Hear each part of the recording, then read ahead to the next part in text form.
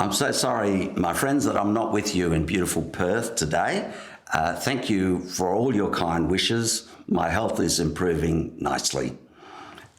Economic, ecological, and security crises feed into each other.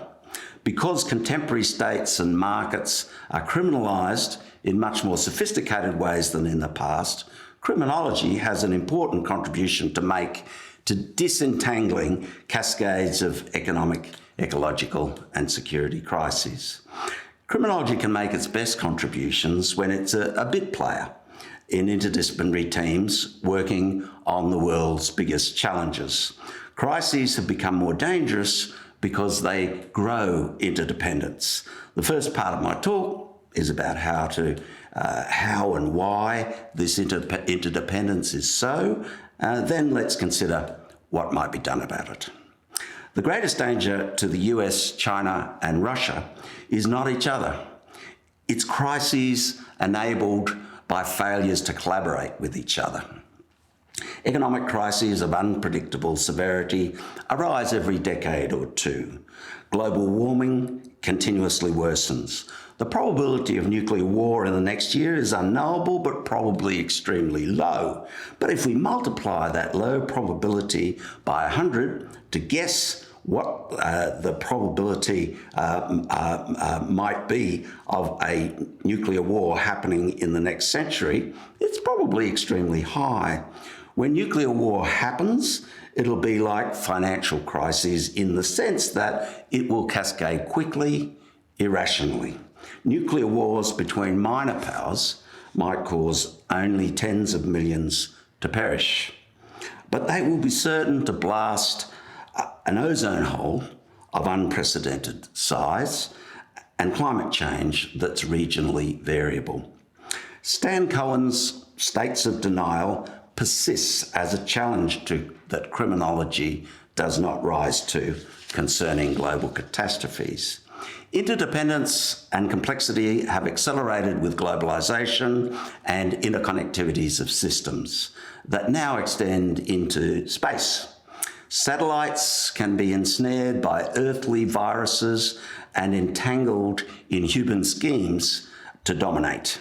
Our greatest minds cannot imagine where this complexity will lead.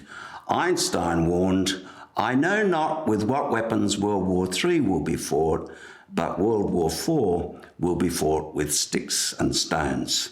Fear of enemies invading with millions of killer robots cheaply produced by 3D printers could destabilise the nuclear non-proliferation regime.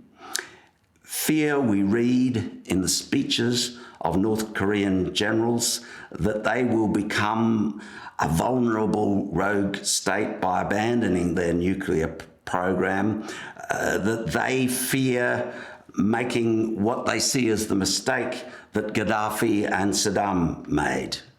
Repeated failure to denuclearise North Korea could cause Japan and South Korea to abandon the nuclear non-proliferation regime.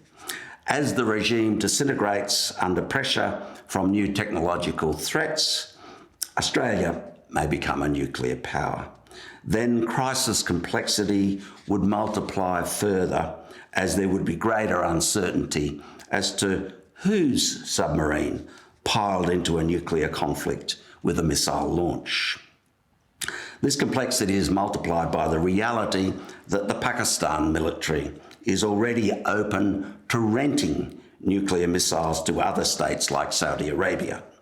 It might be surprising if Iran was not in conversation with Pakistani generals and Pakistani terrorists about their options with those mobile nuclear weapons that drive around the highways of Pakistan. Given that Iran and Pakistan helped each other with the development of that nuclear program. Dual use poses a growing threat of accidental nuclear war. Targeting conventional missiles can be targeting the same missiles that are used for nuclear payloads. The conventional aggressor might not realise that. Complexity is also added by nuclear blackmail against allies, the kind of blackmail of the US by Israel in the Yom Kippur War, threatening to wipe out key Arab cities unless America contributed more conventional weapons to support Israel. A good book of 2019 is George Beebe's The Russia Trap: How Our Shadow War with Russia Could Spiral into Nuclear Catastrophe. Beebe was an advisor to Dick Cheney and a director of the Russia desk at the CIA. He shows how highly regulated were the rules of nuclear deployment at the height of the Cold War. Then the world moved to trust and verify under Reagan and Gorbachev. Now, what we have is distrust and deregulation of warfare. Contrary to James Bond movies, there was a total and effective ban on violence, kidnapping and murder of CIA by KGB and vice versa, or pretty total. Today, Russia can take pride in putting up a video on social media of beating a CIA operative detected trying to sneak into a Russian embassy. And that kind of violence is new, dangerous, destabilising. The responsibility we have in the Academy is to explain that while it was possible to have an Asian financial crisis in 1998 that did not spread to the West, in the next decade that's unlikely. As Warren Buffett puts it, national financial dominoes are just too close together now when bank lending freezes. Tight coupling is now global. The next major Chinese economic crisis will probably be a global one. Perhaps a war like the Korean War could not be fought today without escalating to nuclear war.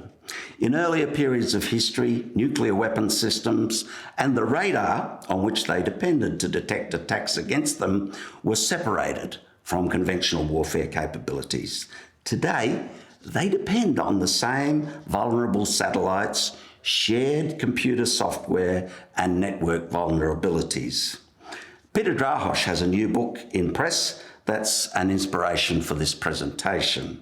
Drahosh argues that China is the only slim hope for a world that avoids a 2 degrees average increase in global warming in the decades ahead.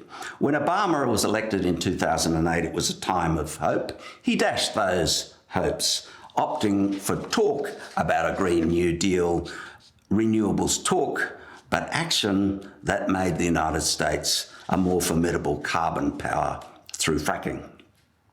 Fortunately, says Drahosh, East Asian geology is not so friendly to fracking. So we've seen Japan in the past decade deliver as much renewables investment as all of Europe, and China delivering 45% of global investment in renewables by 2017, approaching that percentage in renewables patents. Of course, well might China become a leader. Its cities are more polluted than Western cities. Levels of pollution, resentment about pollution of ordinary Chinese is extreme. No nation belches anywhere near as much carbon. Though China is still building coal-fired power plants, it is rapidly closing its worst ones. Its pipeline of new coal plants has shrunk 70% since 2016. Something's changing.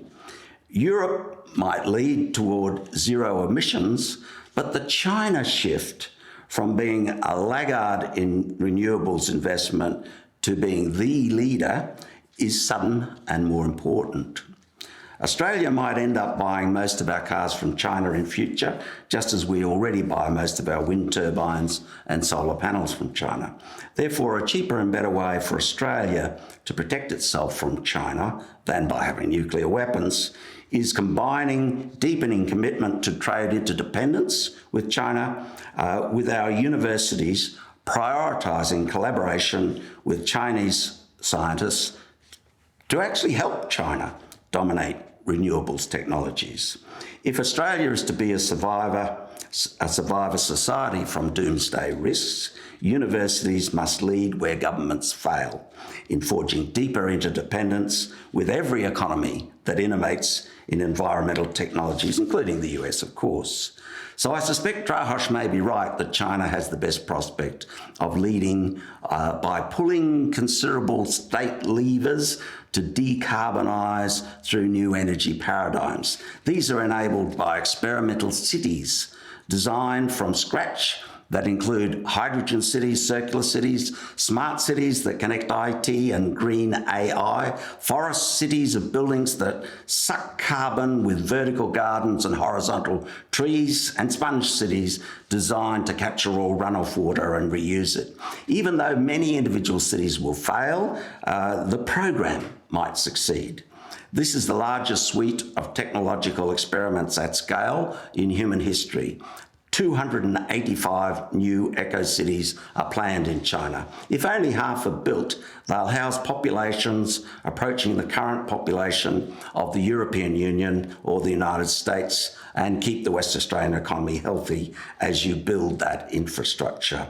Some former ghost cities that a few years ago were standard fare for derision of Chinese state planning by the West are now boomtowns. Drahosh thinks that Western thinking puts too much emphasis on putting a higher price on carbon as the solution because at times of crisis, the price mechanism delivers change too slowly compared with state R&D in energy paradigm shifts. Warren Buffett thinks in the same way about financial crises. When all private players are deleveraging, we're totally dependent on powerful states to do the leveraging, which is the exit path from crisis, the leveraging of investment. Drahosh says, we did not shift from burning trees to burning coal in the 19th century because trees were more expensive. Trees were plentiful then. Nor were the shifts to nuclear power about price. Drahosh thinks crisis has cascaded to the point where Earth's systems are shifting to new equilibria at a pace that overwhelms the top speed at which market equilibria can shift. Markets are slow when commercial interests that fund political parties are ossified around sunk investments in existing paradigms. Green startups don't have the spare funds to buy politicians. China is mostly a prudent state investor in steering strategies that hedges its bets by also giving markets a shot, increasing the price of carbon by various mechanisms. Whether decarbonisation is driven by carbon trading, carbon taxes, or by state investment, cheating to hit decarbonisation targets is a profound risk under all of those models. That's especially true in China with its corruption history. Investment in carbon fraud detection is an area where criminologists have useful ideas and evaluation strategies for helping China. I'm discussing projects with Chinese colleagues on the effectiveness of Chinese environmental police. China increased arrests for environmental offenders to 15,000 in 2018, a 52% increase in 1 year. Australia didn't do that. Most analysts underestimate the weak integrity of carbon measurement. There are sharp incentives for fraudulent overstatement of abatement as managers jostle for the next promotion in the bonus cultures of neoliberalism and communism alike. China has more electric cars on its roads than any other country, increasing its proportion of a world electric car production from 0% in 2012 to the majority of the world's electric cars by 2017. Its domination in electric buses and electric two-wheel vehicles is now 99% of world production. China worked out how to produce solar panels much more cheaply than the West. China became the largest generator of solar power and the largest manufacturer of solar panels. China is the largest producer of wind energy, leads in batteries, smart grids, and is the largest domestic and outbound investor across all forms of renewable energy. One of the forms of R&D for Australian university to prioritise is desalination technologies. Israel has been the lead innovator in radical desalination technologies, using renewable energy to pump water inland to hotspots of water scarcity. Israeli production costs of desalinated water are a tenth of what they were per cubic metre just a few years ago. We see the possibilities for positive intersections between climate adaptation and peace building by the work of an Israeli-Jordanian NGO, EcoPeace. Israel is in trouble with meeting its Paris obligations because it's short of secure land for wind and solar farms. In contrast, the vast deserts of Jordan make it one of the most cost-effective producers of renewable energy. Jordan has vast energy surpluses and vast water shortages, spending 20% of its energy on pumping water. So one EcoPeace idea is a renewable energy swap from renewables-rich Jordan to renewables-poor Israel in return for a desalinated water swap from water-rich Israel to the devastated Jordan River, enriching downstream Palestinians from the Jordan trickle down. Restorative justice has been helpful as an idea at another hotspot of water resource injustice that has driven waves of violence in Iran, where we're also working on those ideas. The EcoPeace ambition is that renewables for water swaps can cascade to many Middle East countries that have fought wars with each other in the past, the recent past. For Kashmir, water conflict is right up there as a risk factor for a Pakistan-India nuclear conflict. An accidental nuclear exchange between Pakistan and India would be less deadly than an inadvertent exchange between the US and Russia, but it's a higher probability risk because Pakistan and India has mutually vindictive militaries that enjoy considerable devolution of authority to push the nuclear button. This, when the time to detect errors signalling incoming missiles is short, with nuclear warhead journeys across their little shared border. Moscow and Washington had 30 minutes to correct the considerable number of IT and detection errors, falsely reporting incoming missiles that occurred on both sides on multiple occasions during the Cold War. But Pakistan, India, Israel, Iran, North South Korea have only a couple of minutes before missile arrives to target. On the Pakistan military side, prudence about such an accident is in shorter supply than in the US and Russian militaries. In a maximal nuclear exchange between the US and Russia, the entire planet would likely be frozen in a nuclear winter, which would kill all human agriculture. A Pakistan-India nuclear exchange would likely cause hundreds of millions of deaths, mostly from famine in China, as pulverized South Asian cities drift up over the Himalayas to black out the sun in China. That impact may be more like that of very large volcanoes, such as the European famine caused in 1816 by an Indonesian volcano. Any kind of massive famine that impacts China will risk global financial crisis, as Chinese farmers and Chinese homeowners become unable to meet their debts to the largest banks in the world, which are Chinese. In the conditions of the Asian century, financial crises, ecological crises, and security crises are risks that are mutually entangled in ways that was not true in the 20th century. Like EcoPeace, we can apply our restorative imaginations to these challenges.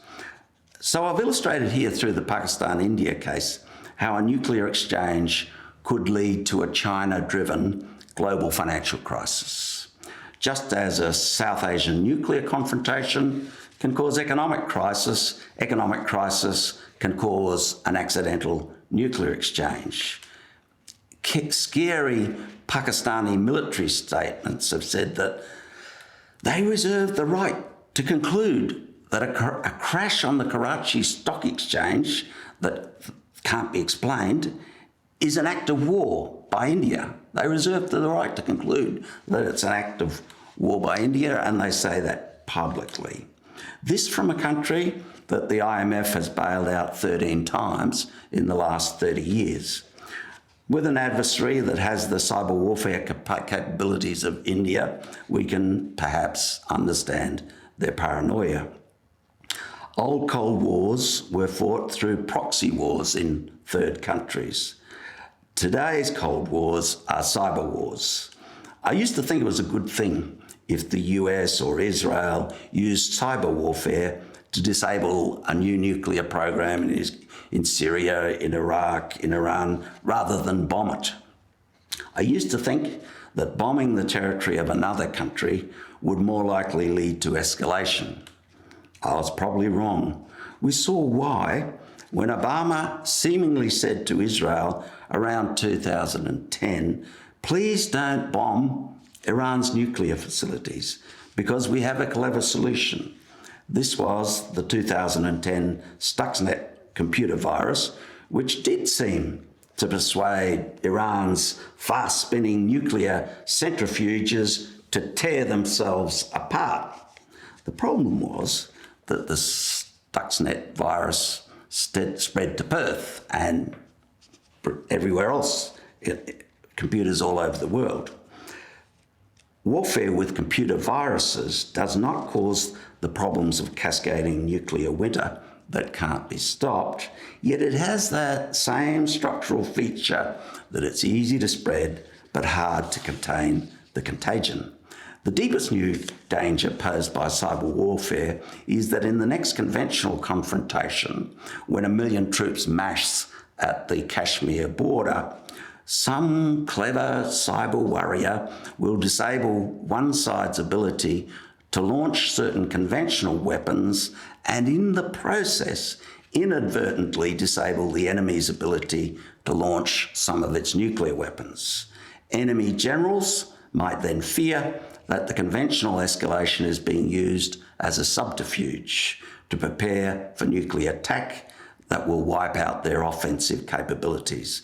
Some generals will then think that they should use their nukes or lose them. It may not matter that most generals don't think that way. So long as some generals think that way, there can be escalation to nuclear war. The reason is that nuclear strategists realised that it's unwise to protect against inadvertent or reckless nuclear warfare by a centralised redundancy of controls by the President and the Chief of Staff. You can tell the people that it's their President, who carries that special briefcase, who has ultimate control to press the button. But that has to be a fiction. If the President's briefcase were the reality, it'd create dangerous incentives for a decapitation strategy. Enemies can use Washington or Moscow or Islamabad to decapitate authority to launch. And during the period of paralysis, your nuclear weapons accomplish total nuclear defeat of your enemy. We see the risk with the real story of the Cuban Missile Crisis. The great IR scholars of the 20th century did not know what we know now, that the main risk did not come from miscalculation by Kennedy or Khrushchev. It came from a miscalculation that went within a hair's breadth of happening at the hands of commanders of nuclear-armed Soviet submarines that were harassed by reckless US Navy commanders. A Khrushchev who feared decapitation had granted these sub-commanders discretion to launch nuclear weapons against a US naval invasion of Cuba. and launch they nearly did when US submarines pummeled them with small warning depth charges to drive them to the surface. They mistook the warning depth charges as actual attacks.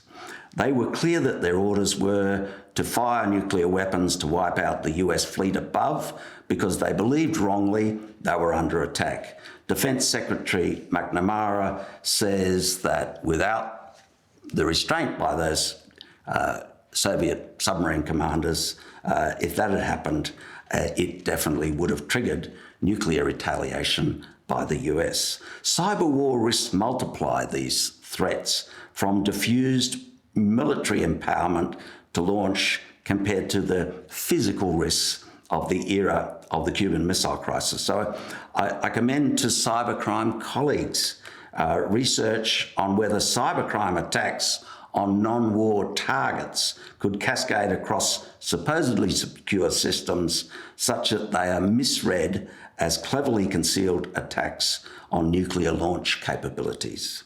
That would be a valuable criminological research to China, to the US, and to our grandchildren. It's another example of what I mean by Australia defending itself by making itself useful to the survivability of our friends, our enemy, and ourselves alike. I fear the deranged cyber criminal who gets kicks out of scaring China or scaring North Korea that its enemy has launched a cyber attack on its missile defences.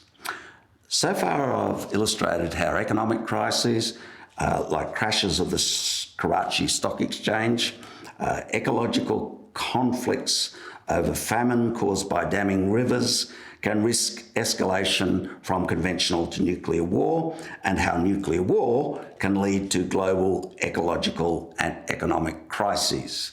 Along the way, I've illustrated how ecological crises can cascade to economic crises and vice versa.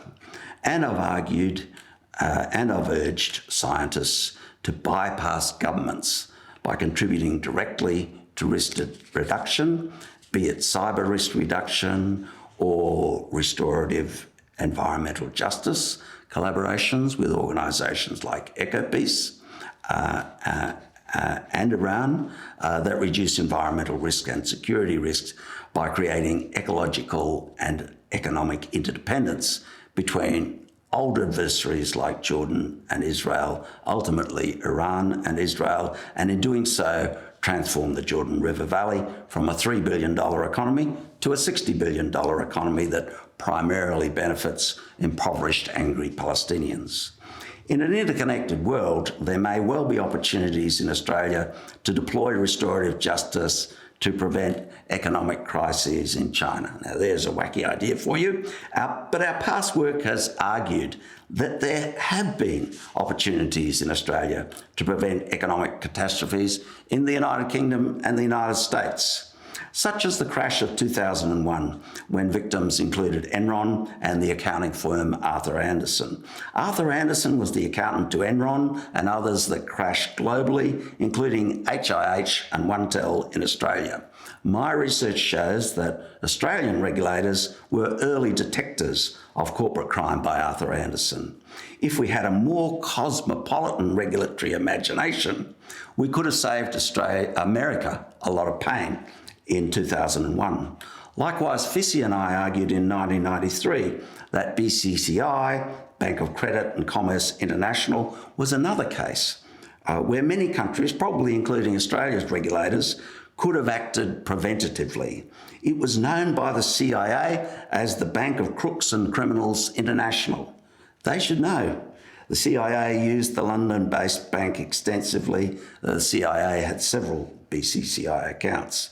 It's alleged that one of the bank's activities was financial destabilisation on behalf of intel agencies who thought it was smart to destabilise financial systems. Because its real activities as the seventh largest bank in the world were mostly in London, in the end, it destabilised Britain and John Major more than anyone else, pushing large numbers of British businesses into bankruptcy when $15 billion disappeared.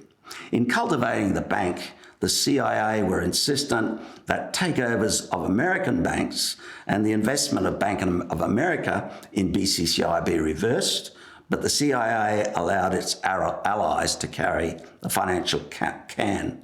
Two of the top shareholders in BCCI were the former head of Saudi intelligence and the Sheikh of Abu Dhabi. Oliver North used BCCI for the Iran-Contra deal.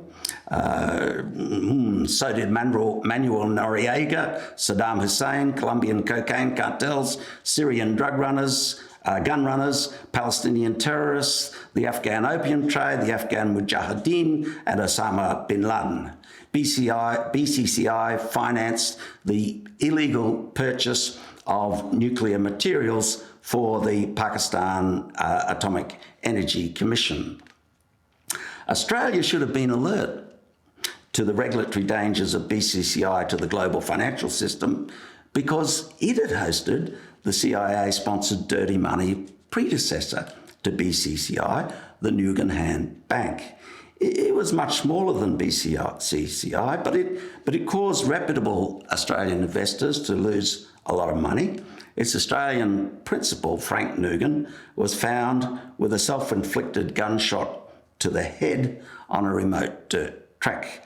The body was surrounded by footprints of other men, leading police to speculate that he'd been given an opportunity to shoot himself or suffer a more unpleasant end. Australia also had opportunities to prevent American environmental catastrophes through what I would call restorative environmental justice, a cosmopolitan restorative approach to the Timor Sea oil spill, uncapable for 75 days, could have prevented the Deepwater Horizon spill in the Gulf of Mexico that repeated that uncapability for 87 days a year later, for the same reason as the Australian spill at the hands of the same criminal contractor, Halliburton. So the positive side of globalising tendencies for crises to cascade from one country to another is that when economic or environmental enforcement fails in one country, there are opportunities for enforcement to cascade from other countries that might be less captured by firms like Halliburton, Enron or BCCI. When we in Australia get enforcement opportunities to shut down the criminality of organisations that cascade financial, environmental, security risks, in the long run scheme of things, we can be valued internationally for our crisis prevention prudence. If we join President Trump's beggar thy neighbour policies, we will find these to be beggar thyself policies. If a Trump-like president one day does contribute to a major economic crisis in China, we might find that China wobbles quite a bit, but grabs its considerable levers to pull itself back together, while Australia plunges into a huge hole in which a new Australian authoritarianism festers.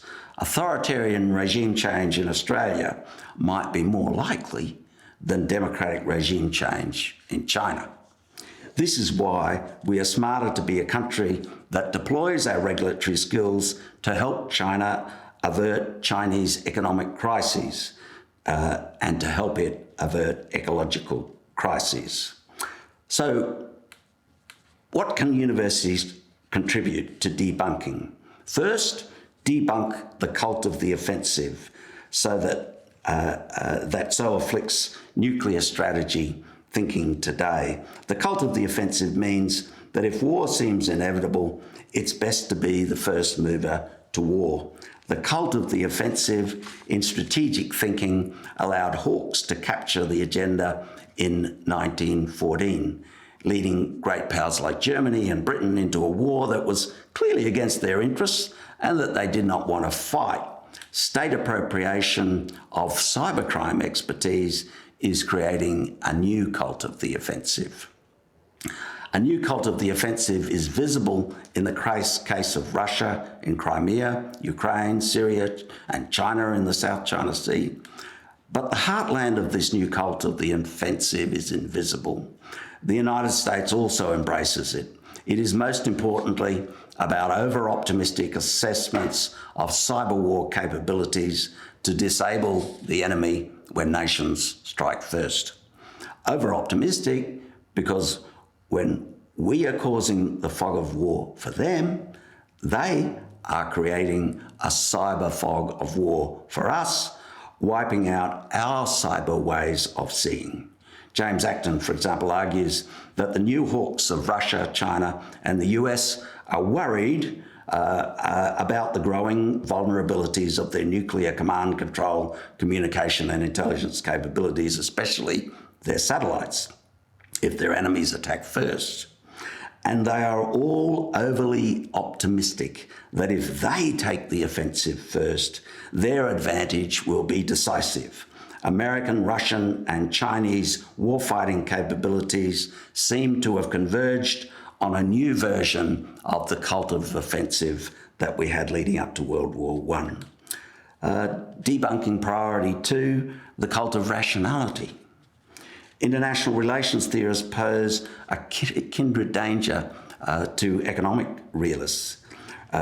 Revered Federal Reserve Chair Alan Greenspan illustrated when he confessed to erroneously believing that banks would never pursue short-termism to the point where it would threaten the collapse of their own banks.